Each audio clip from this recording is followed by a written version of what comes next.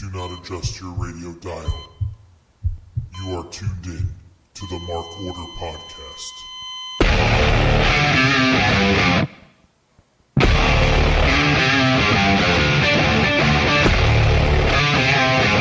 Join the Mark Order.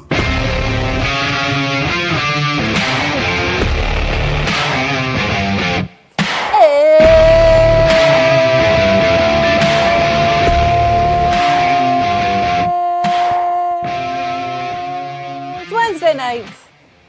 You know what that means. The Mark Order Podcast coming to you live with an episode that for me was, I thought I was at Six Flags Great Adventure, Ryan, because this episode was such a roller coaster from where I'm sitting. But we're going to talk about all of it and more.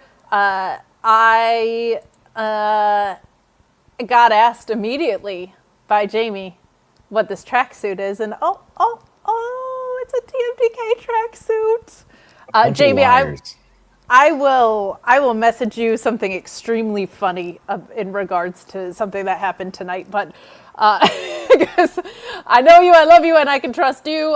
Something very, very, very funny pops me huge, actually, and we will discuss that off air. But I felt like we got one of the worst intros to Dynamite of all time. Thought that was one of the worst opening segments I've ever seen in my life. And also we got Kenny Omega versus ESJ, and we got Bad Dude Tito versus Kenny Omega on the way to get there. So I am a happy camper.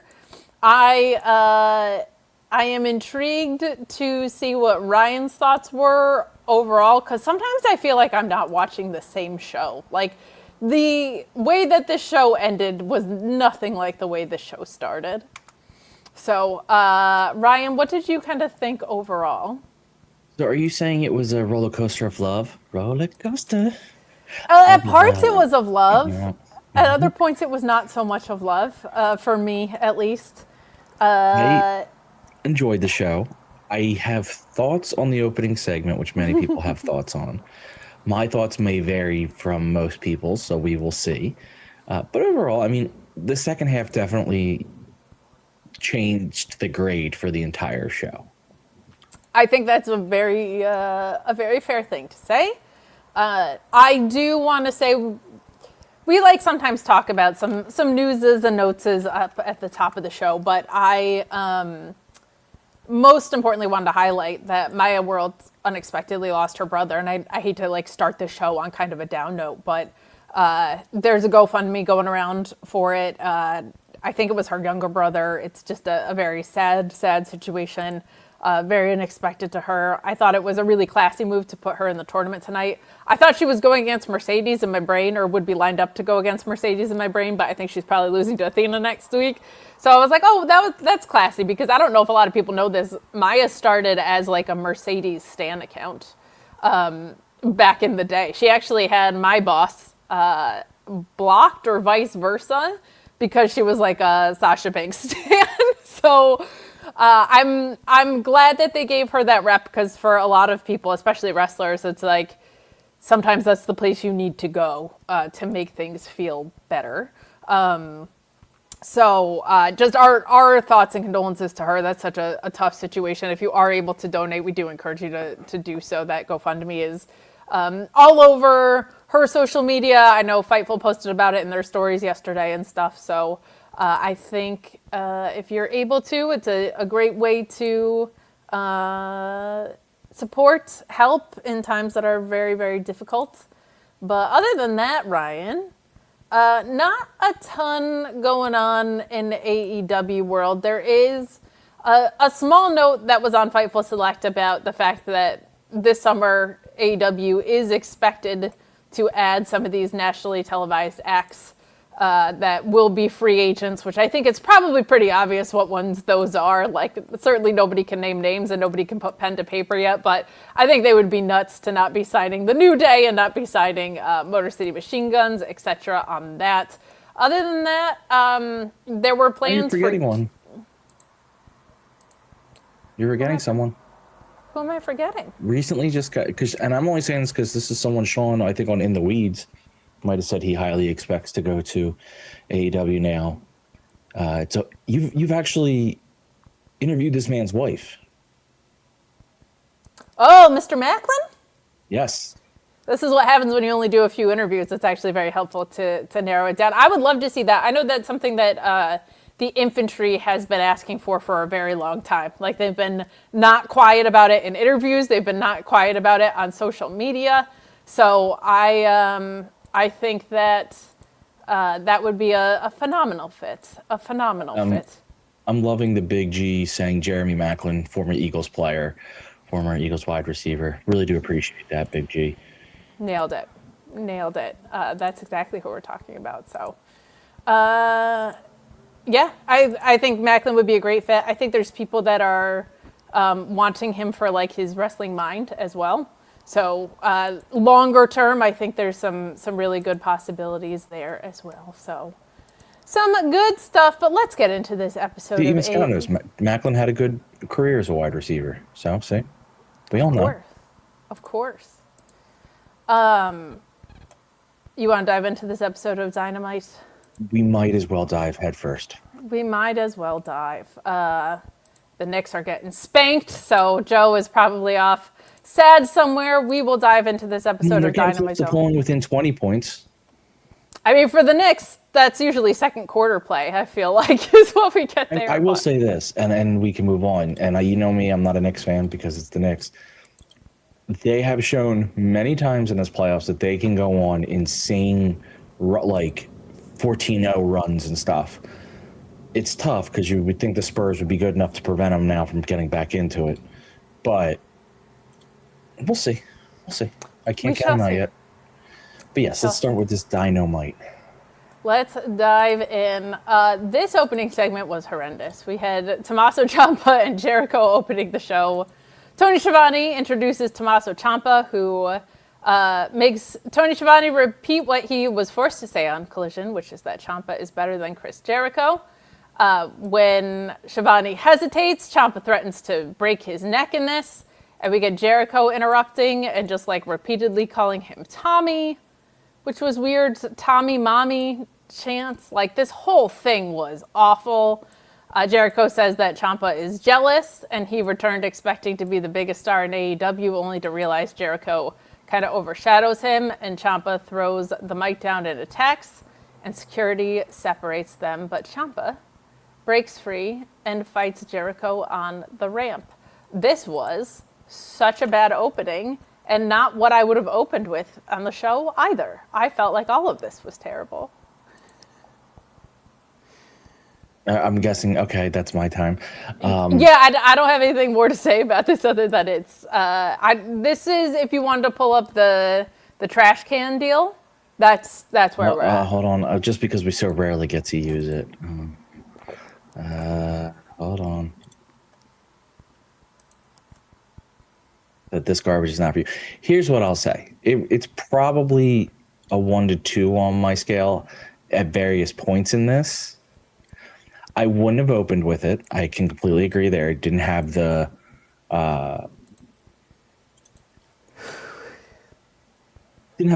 good feel for an opener. Middle of the show might have been a bit better place for it. It wasn't perfect. It had its flaws. I think I saw what they were attempting to do. I think some of it worked and some of it didn't. And what I think worked is that Ciampa is an extremely serious figure. Like, he's no nonsense talk. So when Jericho comes in and is like, "You're bald," or "I'm calling you Tommy," and "No, you don't call me Tommy. That's not my name." Like, I laughed because that's a funny response to someone being just a troll. Like, he's too serious about it. Did it go on too long is probably the flaw there. They could have cut a couple minutes off of this and it probably would have hit a lot better. You know what it would have worked as? It would have worked as a 30-second to a minute backstage promo. Yeah, probably. I just also feel like Ciampa is serious, and he seemed like such a badass going into everything except for this program. And like, I thought the list segment on Collision was fantastic.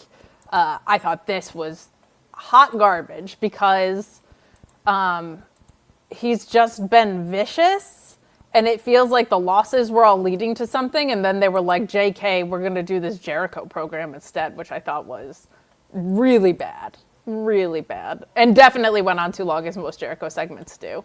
I have no idea why this was opening the show when you have Mercedes Moné,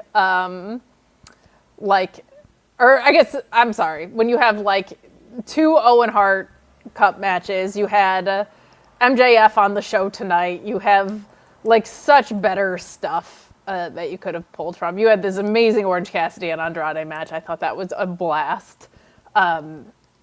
Especially the Sting pants spot, which we'll talk about in a moment. But I think I would have done it where like maybe Tommaso Ciampa's in the back talking to Renee and Jericho walks up on him, makes a ball joke, calls him Tommy. Tommaso goes, "That's not my name," gets all mad, and then they walk away. Like I would have done it like that because I think it's very funny that Tommaso is so serious. No, that's not my name. My name is this. Like I just think that's very funny in response, but it just dragged on too long. It clearly that is fair. I also just feel like, is this for Forbidden Door? Like, what is this? Like, what is this program? That does not feel like a Forbidden Door program on several thousand levels, including that there are a lot of people I would like to see Ciampa face in New Japan before I would ever want to see him face Chris Jericho. It's like a huge gap, and then Jericho. So if this is just a TV feud, fine, I guess, but I'm hoping it's a feud, even if it ends up on a pay-per-view.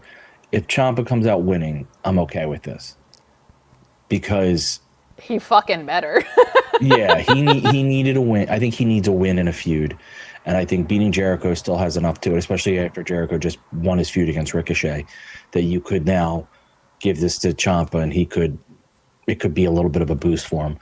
Again, I'm not going to praise everything, but I understood their idea of like Tommaso's super serious. He can't take anything as a joke. Jericho's, even when he's at his most heely, he tends to have joking nature to him. It works. But what should have been a 30-second to a minute backstage with Renee was in the ring, and that just didn't work. And I think it was only in the ring because they knew that they would say something to get a chant like Tommy's mommy, which, okay, I get why fans want to chant that. Yay, rhyming.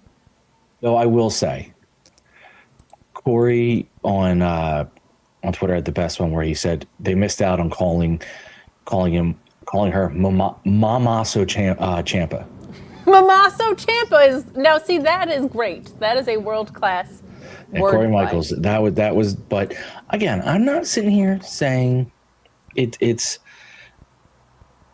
world class. Yeah, the Knicks are making somewhat of a comeback. Still down 19 points. I'm not saying it's the greatest thing of all time. I'm saying I enjoyed parts of it, and had they just done it differently, I probably would have enjoyed all of it. That is fair. Let's skip around a little bit to... I guess we can kind of just go in order tonight. There's not like anything super duper hot to talk about. We do have this Jon Moxley Shane Taylor Continental Championship match.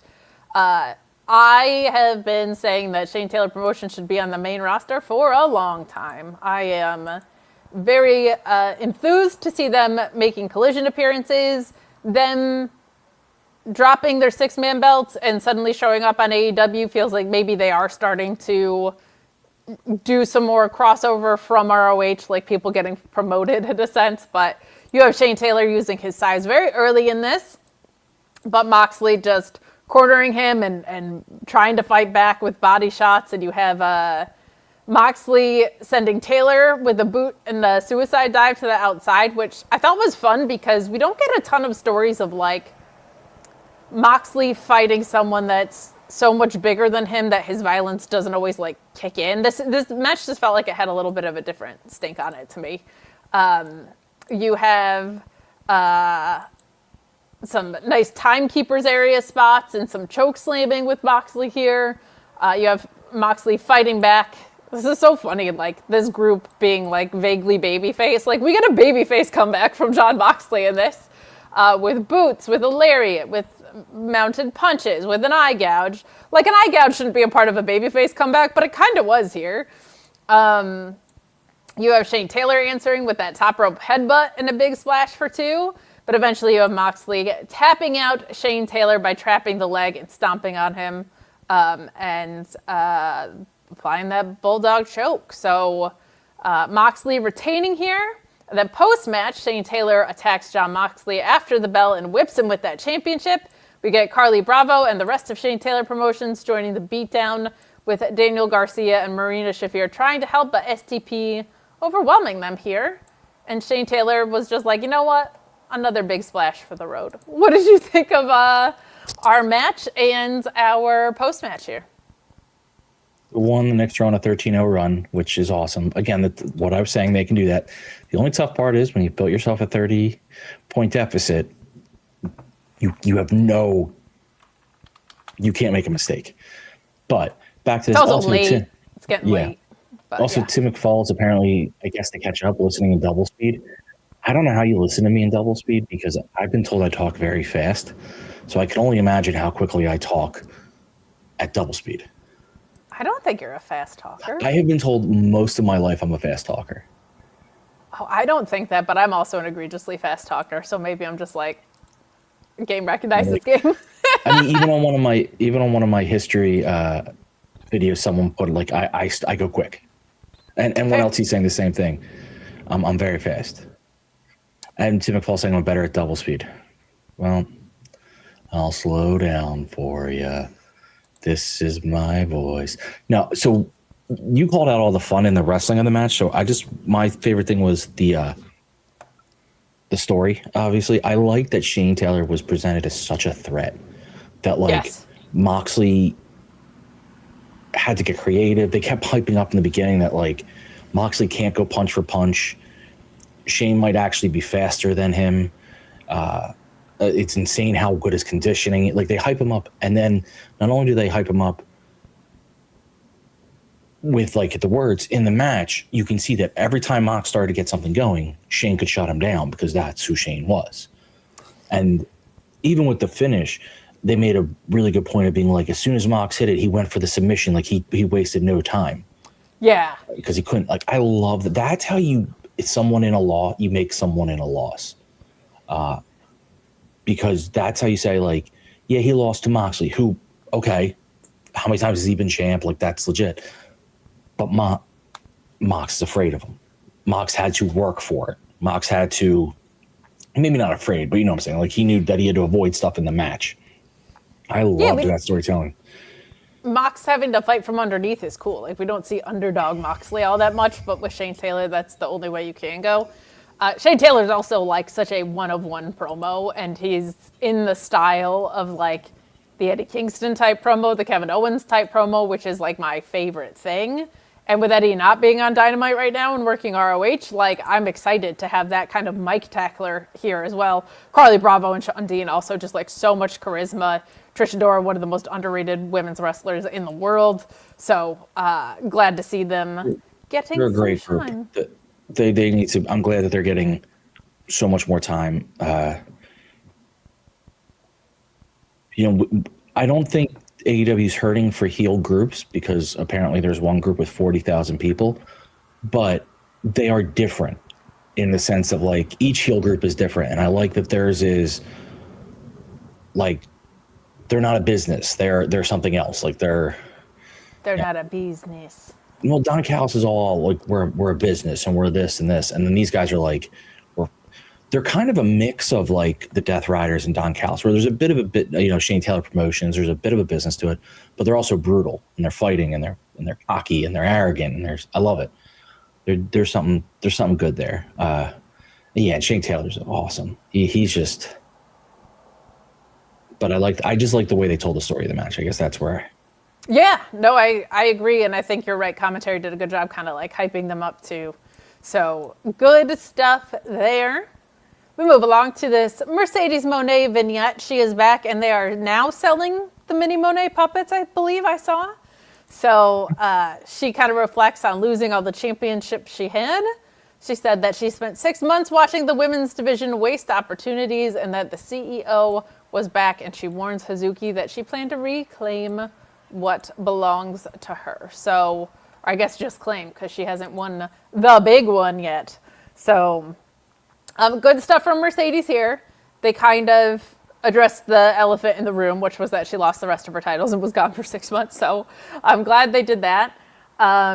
She feels like she hasn't skipped a beat. She also looks like she put on a little bit of mass while she was out. She looks a little bit stronger, which I think is cool. I think when you're wrestling as aggressive of a schedule as she does, it can only help you. But this was a perfectly suitable vignette for someone who's a little bit into the Owen here. Her presence on Dynamite, I think, helped the ratings out a little bit. What do you think of this vignette? I mean, I agree with all that. The only funny thing is it's a bit of real life coming into wrestling where, I watched this division lose its power or lose. It's like, yeah, sadly, that's kind of true. And AEW, if that's Mercedes wanting to use those lines, perfectly acceptable. I don't want AEW being the ones to use those lines because you're the ones who made that happen. You're the ones who've taken the power from the division. But I agree. But it's fun to have her back. I mean, she's going to provide a much needed spark in that division. I agree, and it's tough because it was definitely noticeable as soon as she went away. And then it just got worse when Tony went away, and got even worse when Willow got injured in that brief period where she was gone. And Mercedes had not yet returned. Sheeta coming back, I think, has been helpful because I like the stuff with her and Stat. But man, like it's all their own doing. So I'm glad you pointed that out. But let's talk about something that I continue to think sucks. Why is Kevin Knight in the Don Callis family? I hate this. Don Callis introduces him.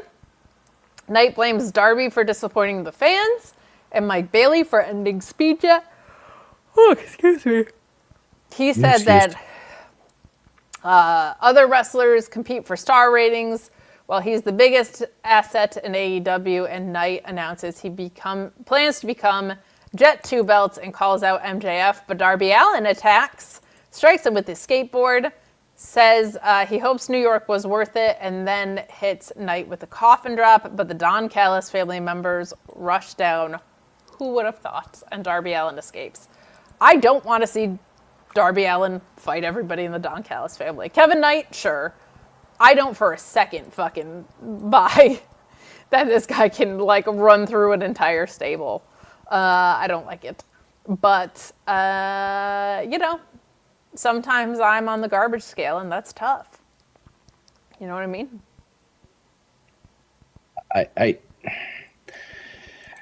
I agree with you that Darby's not the one who can run through a stable. Now, there is a world in which Darby can do a lot of damage to a stable if they really let him go psycho. And, he does, hit and run techniques, and, you'll see, I'm just trying to think, Lance Archer walking down the hallway, next thing you know, Darby's hit him with, a bat over the knee. There's a world in which Darby, as a dirty fighter, can run through him. But he can't, as a wrestler, it just would get boring. I don't need to see that. I don't want Kevin Knight in the Don Callis family. Now, there's at least they threw in a bit of an interesting twist with the Andrade situation. Sure. If you're going to give me something I hate, at least balance it out with something I do enjoy, which is Andrade possibly being out of the Don Callis family. But I'm still naively, optimistically, stupidly praying that this is all a swerve to get him not with the Callis family, but in Swerve's group, and using the Callis family to get himself the matchup, but not actually belonging to them. The matchup with MJF, but not actually wanting to be part of the Callis family. I would much rather that be the case, and I still think that's a dumb way to get there, but I would rather that. I would rather that, for sure. Let's keep rocking and rolling. We see you all in the chat, by the way. We see Greg Cherry, 1LT Photo, Mike Peterson. Who else we got? Big G. We got Jamie, Tim McFowle, Scott George. A lot of homies in the chat. We appreciate y'all. We had Matthew Hooks and Taylor Cannon before the show started. Hooks and Cannon. Hell yeah. We appreciate it. Sounds like a tag team. I know. Or maybe a law firm? Like tort law? Have you been injured in an accident? Call Hooks and Cannon. Let's keep rocking and rolling. Please do leave a thumbs up on this video if you're here, or even if you're not here. If you just hear this from miles and miles and miles away, and you're like, I need to like this video even though I'm not here. Please do. Please do. We got Mark Briscoe versus Pac, and we have a very technical exchange in the beginning, which is cool. We get some hammer locks, some counters, and some clean escapes out of this, but they then are like, enough of that. We're going to just start pie-facing each other and trading chops here, but we get Pac with a brutal brainbuster on the ringside chair. We get your classic redneck kung fu clothesline corner attack stuff with a couple falcon arrows. And man, I love me a good Pac German suplex because, man, these two just started suplexing each other, which was really fun. But Mark Briscoe hits the J Driller, and he beats our old bastard here. We also get him challenging MJF, and we learned that is going to be a match at Forbidden Door. I'm good. I don't need to see it. Not a fan. Like, we've just seen it before, and for Forbidden Door, I'm like, why? Like, even if Mark Briscoe held an ROH title or something, you know what I'm saying? Like, I just think that, I don't know. No, they need to figure out what to do with Forbidden Door, because it's starting to lose its luster a little bit. Nothing's forbidden about it. So I'm going in two different directions. Let me just talk about the Forbidden Door thing first, then I'll come back to the match. I think Forbidden Door especially with now CMLL involved, I still like it because you're getting ZSJ versus Omega. You're getting like all these fun matchups that you don't typically get, and I'm okay. There was a few years back, and you can't do a Survivor Series style match, but a few years back, there was, they would do SmackDown versus Raw on Survivor Series, and it'd be like the big feuds of these events. There should almost try to get some like pride in the organization against each other, being like, it's AEW versus New Japan versus CML. How many points can you get? How many I don't know, something to put like a story behind it, but just have these all-star matchups because that's really all anyone cares about. It's not supposed to be, no one really gives a crap about the stories going into it, to be perfectly honest with you. It's just so the story should be like the best of New Japan wrestling, the best of AEW wrestling, the best of CMLL, who's coming out with the most points, and make up some stupid reward. I don't know what it is, but you have something. I mean, I guess the problem is like AEW would be like, why are we not? We have to win it all. We're AEW, and it's like, okay, that'd be a problem. But if that happened every year, but still, I think there's a way to make Forbidden Door a little more fun besides just stop trying to make it anything it's not. What it's supposed to be is, best wrestlers wrestling each other. Now back to Mark Briscoe and Pac, whatever. The bastard. One match. Mark Briscoe is a really good wrestler. It often gets lost in his craziness how good he can be. The Briscoes were very good, not because of just one guy. It was both those guys that made it great. I said it last week. I'm saying it again. I do not want Briscoe versus MJF. I'm done with that. I don't think Briscoe poses a legitimate threat. As much as I like him, it's not the feud for him. It's just, what are we doing? And now you have this whole 6-man in a steel cage at Forbidden Door, and I'm like, we're really forcing this. Yeah, and it's also just like, there's people I want to see MJF face. You know what I mean? Like in other places, and it's like giving me a rematch of an AEW feud sucks. Like, I don't know. I like when there's stories going into Forbidden Door. I will say it's one of the most fun live events I've ever been to because it's just a giant all-star game. But even the all-star game loses its feel when you just are, like, within each other. I don't know why you don't do Andrade versus... Doesn't Andrade hold a CMLL title, or did I make that up? You hold something. I thought he held something. Let's find out. What's the title that he walks around with? Championships. I like to say that as if I am Lillian Garcia. She has the most obnoxious ring call of all time. Does he not? He has the IWGP. Oh, God, he has the Heavyweight. global title. Yeah, what the fuck? Just do Andrade. I completely forgot he has the global title. Like, just do that. That's silly. That's like, but that's nothing. If you don't want to do my idea of like, all right, points is I'm just trying to get. Then the month and a half up before it, have guys from CMLL end up on AEW TV, have guys from New Japan end up on AEW, doing something. Yeah. To hurt the guy, and then you have a feud. Like it's built in. It felt like they were doing that with Ospreay, with like the United Empire and Death Rider stuff. Like that felt like it was being built out pretty well.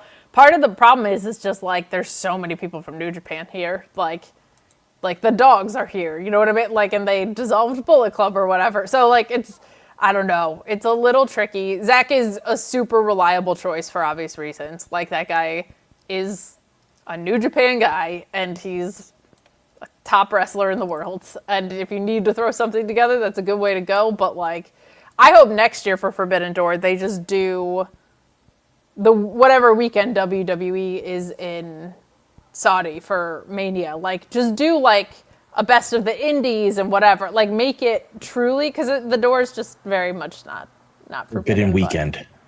Yeah, just do that. Like, just do that. You do an ROH show on Friday. You do a Forbidden Door early on Saturday, before, or Sunday. It's early on Sunday because you want to give Saturday. Early on Sunday before the WrestleMania second night. You do all the indie stuff. Yeah, I would make Forbidden Door the indie event where like all that stuff comes around. WWE is in Saudi. It used to be now WrestleMania weekend, right? Do like a big, beautiful celebration of professional wrestling. Run the indies, do ROH versus MLW or whatever the fuck you want to do. Like, I think there's so many ways that you could go about it, but people might be like, how you know that's a good idea? How you know? How you know? We got Orange Cassidy and Andrade. This was a whole lot of fun. Andrade does win here with the message, but this match, you have Orange Cassidy trying to put his hands in his pockets, but Andrade countering with the pose and the ropes. I love the character work we're getting from Andrade in this. But he gets Cassidy zips Andrade's pocket shut, prompting Andrade to, of course, remove his pants. Cassidy responds by moving his own pants to reveal more pants underneath, which is a fantastic Sting spot. If you are a fan of Northeast wrestling, you might know it as the CPA spot as well. That man rips off 2 shirts to reveal a third one. But this was so much fun. You have Lio Rush at ringside at one point here taking selfies with Andrade, briefly distracting them here. But Cassidy with that DDT on the floor I thought was great. You got an orange punch and multiple DDTs for a nice close near fall. But on the... what was I even trying to say? I'm just saying that Andrade wins with the message, but I went to say a word that just didn't. Did Lio Rush get you into your head and throw you off? Probably. A little freak running around my television. I love what they're doing with him. Andrade asked Cincinnati, where's the love? And how you know? You know what I mean? I mean, listen, both Andrade and Orange Cassidy, no one needs to hear how good of wrestlers they are. It's been well established that both of them are fantastic. Orange having the double pants spot was hilarious. Very Orange Cassidy. Him zippering up Andrade's pockets as if it's like, I'm going to stop you from my game was very funny to me. Incredible stuff. The at 1LT pointing out that Orange Cassidy, slowly walking up to Leo still, even now, trying to be like, you can't, hopefully you don't see me. That's very funny. Then the Andrade Leo, how you know? He know. How you know? He know. No. I mean, listen, again, Leo Rush, they're using him perfectly as like these random. He shows up and like he's gonna start winning soon. You just see that coming a mile away. Yeah. With this character, they can pick and choose their spots too, and I think he's doing work on ROH as well. So it's he's still getting his matches in, and I think they can see how all of this weirdness translates to the ring in ROH. But it's kind of cool because he'll get his wins when they have the right story for it, and until then, he can just be this little maniac. I love one LT being like, it's wild that Orange Cassidy is 42. I refuse to believe that. I think he's 30 perpetually. He just looks like it. He's got that. Ages like fine orange juice, which isn't really a thing. Orange juice does expire, but still. Not if you're Orange Cassidy.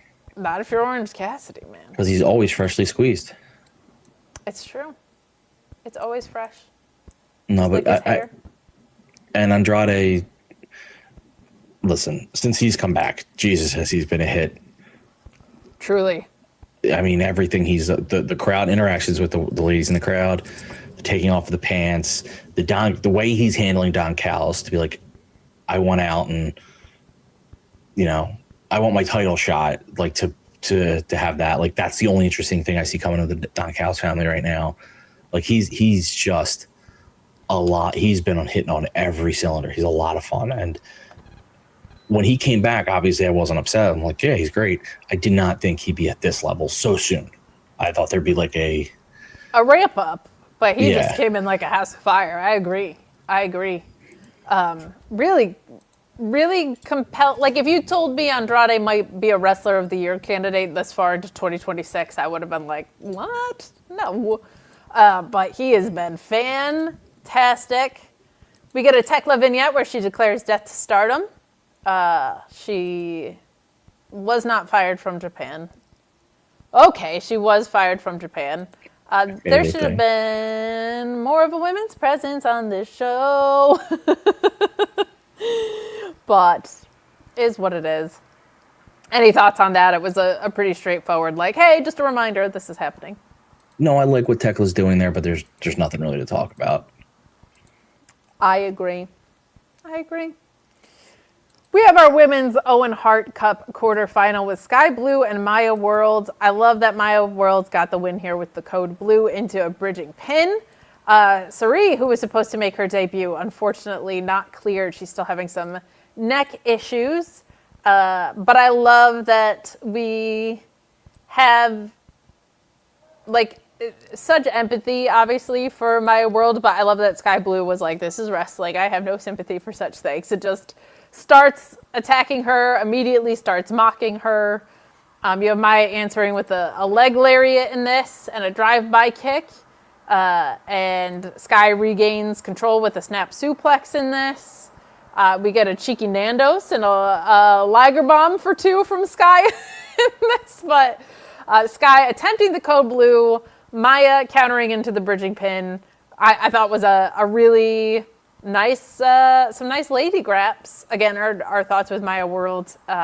She looked really great in this, and I always think it's nice when wrestling can contribute to relief from things that are bigger than wrestling, however that looks for you. What did you think of our women's Owen Hart Cup? The match itself was great. For a last minute put together, it was awesome. Obviously, the real life story surrounding it is something incredible, like sad, but also the way she's using it and talking about it, and apparently her brother being the inspiration. But she looked great. The story in the wrestling was also good because clearly this is you can have Sky Blue lose here and it doesn't hurt Sky Blue because she wasn't expecting to wrestle Maya World.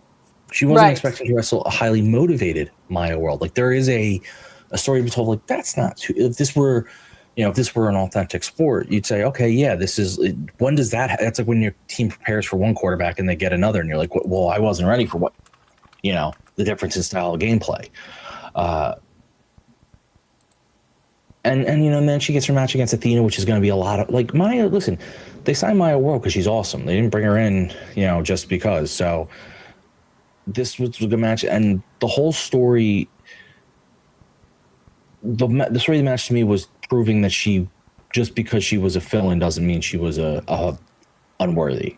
And I liked that story of the match. Like, that even though, yes, she's filling in for Suri, and yes, there's a story. You know, Jesse, I'm sorry, Jesse Ozark saying that's just called losing. You know, Hi, Jesse. Clearly you've never heard of Immoral Victory. But, yeah. We're also getting Athena versus Minion, too, which is awesome. Like, Athena has gone so far out of her way in real life to kind of, like, she clearly has this very important relationship in real life with Maya and Texas wrestling and Texas women's wrestling and Texas black women's wrestling. She's talked about it in interviews. She's talked about it in promos. So the fact that that's the next round matchup, I think, makes it like such a, for somebody that was an unplanned entrant, like a pretty vivid connection, which I really like. Well, then we got something else, dickhead. You want to talk about it? No, not with that attitude. They, first of all, I think censored dickhead, which cracks me up. I was like, do they just bleep dickhead? Of all things, but ZSJ appears via vignette, and he had my undivided and immediate attention because I was very excited to find out if he would be on Forbidden Door and what he was doing. He notes that he beat Nigel last year, and he says he wants the best AEW has to offer, and he names Kenny as someone he'd never faced in America, which I thought was a nice touch there. And he challenges Omega at Forbidden Door, and then we find out, all of us kind of found out at once, to be honest, that we're getting Bad Dude Tito minutes against Kenny Omega on Collision, which I keep forgetting is tomorrow because of the taping there. So, a good day. A good day if you're a TMDK fan. If you're a TMDK gal. If you they're like a bunch of liars. tennis. They kneel. I've seen them kneel. You just got to accept it at some point, that it's like the I spirit refuse. of it. I More of a refuse. Spirit thing, you know what I mean? I refuse. You refuse, you lose, pal. I guess, but I just refuse. No, this is ZSJ versus Omega was not the matchup I thought they were going to go with, and I am not upset that it's the matchup they decided to go with. Yeah, especially if Samoa Joe's not going to be around, because like that's still in my ether from like what 3 years ago, maybe 4. Yeah. Well, I still need it, but I made my God, like you have the master of one style versus the master of another. I love that. And I also love that they're giving Tito a match to help facilitate that. I think that's awesome. I think that's really, really cool. Tito's been on ROH a little bit. You had a lot of TMDK presence on ROH, and then Shane went and won the Noah Championship. Might have to talk to him about that on screen at some point. Maybe we'll do a little I don't think you do. Well, too bad, because we're already setting it up. So I don't think you do. I'm putting kibosh on that. I have that authority. you do not. Okay, we were gonna do it already, but we had to be deeper into the season of Love Island first. So that is how that goes. I love the island. Gotta love the island. MJF is making a deal with the Don Callis family, because why have a single fucking heel on this show that exists free of the Don Callis family? MJF approaches him and asks for 5 members to join him for his Forbidden Door steel cage team match that we're getting, because that feud needs to be prolonged. Callis initially objects until MJF has a briefcase just full of cash. And Kevin Knight volunteers, but only if the victory earns him a future world championship shot. I like the way that this unfolded for what it was. And Don Callis also promises that the family would handle Darby Allin because there's 9 trillion of them, so they should be able to handle business kind of all around.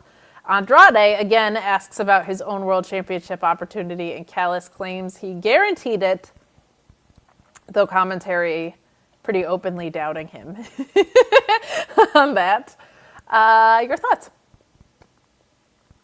I liked the money being handed out by the group. I thought that was funny. Mark Davis had a funny look on his face the entire time. If you go back and watch it, he just is reacting in his own way. It was very good. I told you I'm hoping this is the way they get Kevin Knight out of the Don Callis family. But I don't like it because I still don't like Kevin Knight in there, but there is another way in which, so Kevin Knight only gets it if his team wins, right? He only gets his championship match? Correct, yeah. The victory earns him a title match. If someone from the Callis family takes the pin, Kevin Knight could be furious, saying, hey, I joined you thinking this gets me, and you guys just caught. I'm not liking that they even put us in this story, but I'm trying to make it work, damn it. That could work. But yeah, I mean, I was kind of excited when he had brought in Blake Christian, and, you know, it was all that was going to be the group that they were going with, the Swirl. It's like, oh, it'll be something unique. And nope, it's the Don Callis family. I mean, MJF did say in this episode that friends are overrated and he likes money. So I like that he was like, oh, but fuck, I still need friends. Like, that was a nice touch in this. I'm not mad about that. And I'm not mad about Swerve Strickland versus Brody King, because holy hell, these two absolutely tear it down when they are in the ring together, as one would expect. I didn't even mind that this was an overrun match because I thought it was really good, but you have Brody dominating early with chops and corner attacks and a cannonball on the floor. You have Swerve in a chair preparing for another attack, but Prince Nana intervenes, which was a cute spot. You got a stomp from the apron through Brody in the chair, which I thought was pretty inventive use of a chair, considering how frequently chairs get used. We don't see a lot of stuff like this, so that was cool. The avalanche Russian leg sweep and the Swerve stomp I thought was nasty. You have people busted open in this. You would think we were a show on Sirius XM hosted by Dave LaGreca and stupid Bully Ray, because my goodness, bleeding blood. Brody catches Swerve's dive and hits a Baldo bomb into the announce desk. These two beat the ever-living shit out of each other. Swerve hits multiple house calls in this that Brody survives. We get the DVD in the corner spot. There was a ton here, but we have a distracted referee and Prince Nana striking Brody. Aubrey couldn't keep her head on a swivel on this one. Swerve going for the vertebreaker and Nana interfering and allowing for that to happen. Swerve is moving on, so it certainly feels like we are headed toward a Swerve Osprey finals here. And I'm not mad about it, because that match fucking ruled when we saw it the first time. This was a fantastic way to close the episode. And we get a preview of Collision, which again is on tomorrow. So, summer blockbuster, baby. Let's go. Your thoughts on our final match? I thought they tore it down. How? In a non-DQ, not in a non-DQ match, I should stress, did they seem so incredibly violent? Yeah. Well, part of it is just like they beat the hell out of each other within the confines of legal wrestling moves, right? Like, that was nuts. That was nuts. I guess that's within 12. Okay, next. But Danhausen getting to work. We'll see. There's, that's still a big hill to climb. But yeah, it just how violent this match was, and wasn't a no DQ match, so all of it had to stay within the bounds of a legal match, and they just hit each other hard, and everything seemed, the house call when Brody stood up after getting it, like, Jesus, it just, I couldn't see a world in which Brody won simply because the matchup between Swerve and Ospreay was right there, and how do you not do it? But part of me was like, man, they're giving a lot for Brody King to work with here, and it just was incredible. He looks like he got busted open the hard way. It just, It's such a good match. Oh my god! But it's just so the thing I couldn't get over. We see all these like Texas Death Match, all these very violent matches, and this felt as violent as any of them, with none of the extra attached to it. Yeah, like there's something really beautiful with matches like that. Like there was a TLC match with Kevin Owens and Roman Reigns, and it was like a Vince era TLC match, and some of those were not great, especially in feuds that got run back a couple times. It might have even been Pandemic era. I can't fully remember, but I was watching that match and I was like, man, they did such a good job of keeping the focus on the story and not making it about just like, here's this spot, here's this weapon, blah, blah, blah, blah, blah. This almost, it didn't have the same resources in the same way, but like it had that same feeling of just like, man, they took the violence level up a notch, just like within the confines of the story that they were telling the match. So by the way, the Knicks are only down 9 now.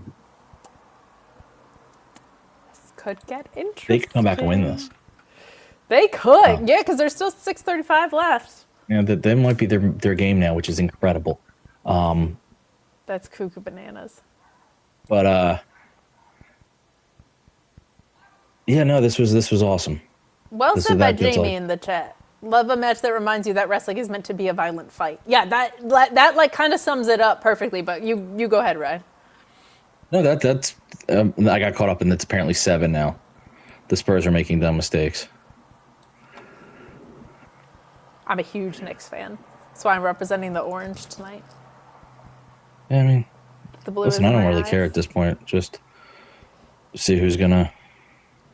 Speaking of Sir Jamie, when you said, Kate blowing up my spot Monday at 9, are you interviewing our dear Shane?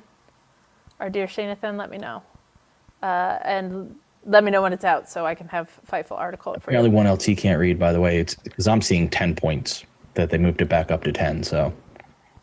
Oh, damn. Well. We'll see. I mean, listen, they were down 30, and now they're up 11. Now they're only down 11.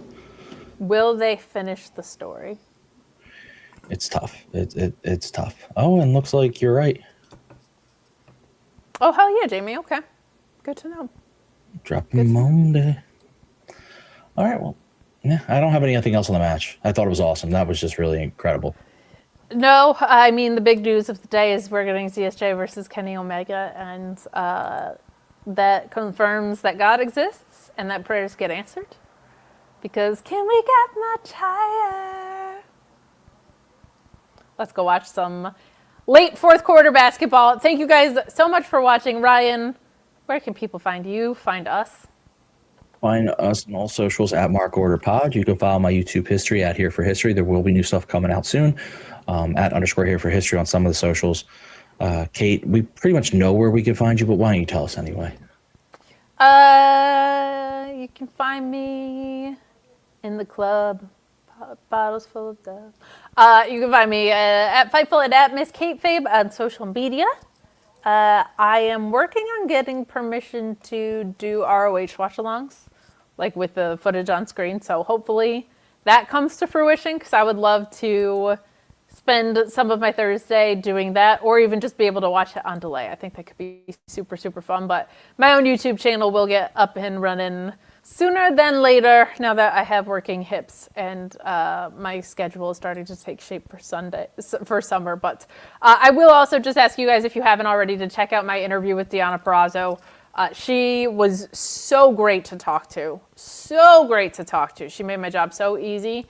I also learned some things about her. That's on Fightful, but it's also a collab on my YouTube channel, so you can check that out, whichever channel you feel like viewing it on. But she gave me like over 20 minutes, and we talked all about Battle for the Brave. We talked about how women's pure stories don't have to emulate kind of what the standard has been, not even because of gender specific, but just diversifying what pure wrestling can mean. Some really cool stuff. Thank you, Greg, for the kind words. Spurs are fucked, jacking up threes. Let's get out of here and go watch the rest of this basketball game, guys. Thank you for hanging out with us. We say goodbye and good night. I put the outro thing up.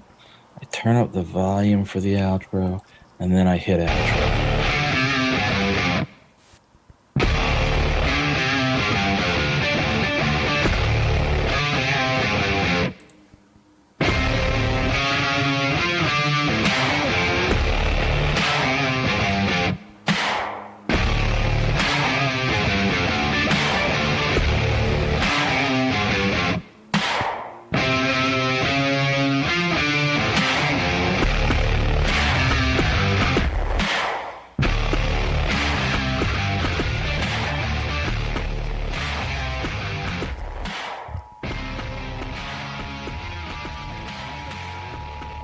This concludes the Mark Order Podcast.